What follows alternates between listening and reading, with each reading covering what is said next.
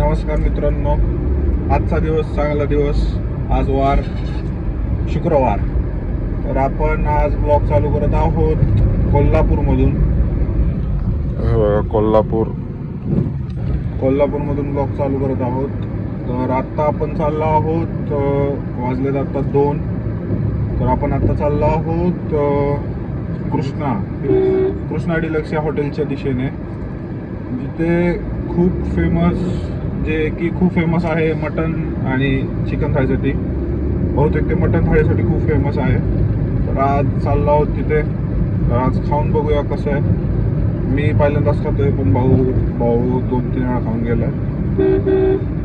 तर आता बघूया, आपण तिकडे जाऊया. कसं काय विषय कसा लागते काय नाही. तांबडा पांढरा रस्सा पाहूया, आपण जाऊया. हे आपलं कोल्हापूर हॉटेलचं काय असं वेगळं पार्किंग नाही आहे इथं. आपल्याला रस्त्या साईडला जागा शोधून गाडी लावायला लागते. आता इथं रस्त्या साईडला अशी पार्क केली आहे गाडी. आता आपण चाललोय हॉटेलच्या दिशेने.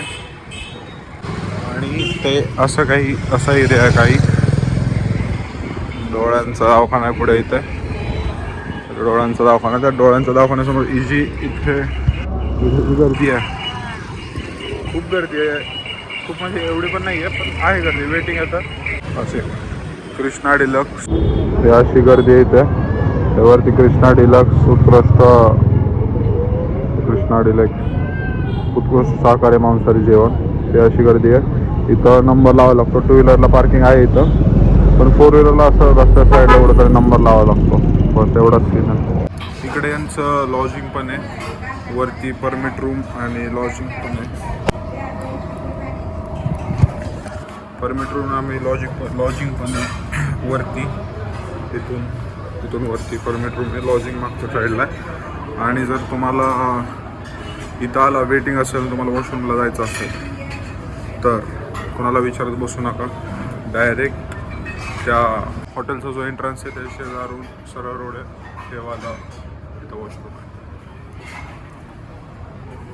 डिटेल ब्लॉग मिळता ब्रो, तो अभी चलते. अशी थाळी होते.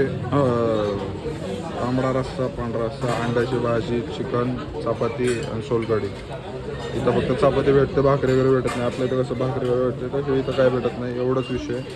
250 रुपये थाळी बाई. आता टेस्ट करून बघतो, तुम्हाला खाऊन झालं भेटतो डायरेक्ट. तर तर आता जिथं आम्ही खायला गेलो होतो कृष्णा डिलक्स, ते तुम्हाला दाखवलंच. तर आपल्या इथं कसं तांबडा म्हणजे रस्सा, सुक्कं, भात आणि भाकरी किंवा चपाती येते. पण इथं असं नव्हतं. इथं चपाती, तांबडा पांढरा, सोलकढी, सुक्कं, भात होता. ऑफकोर्स भात असतोच. तर असं होतं सगळं. खूप मस्त जेवण होतं. खूप मस्त उत्कृष्ट स्वादिष्ट जेवण. नक्की या तुम्ही इथं केव्हा आले तर. बसायला पण आहे, आणि गर्दी जरी असली त्यांचं मॅनेजमेंट थोडं बरंच चांगलं आहे पुण्यातल्या खूप काही हॉटेलपेक्षा. तर नक्की या. भाऊनी इथं आणल्याबद्दल भाऊला थँक्यू. आणि thank you so much for watching this video. भेटूया पुढच्या ब्लॉगमध्ये. Bye bye.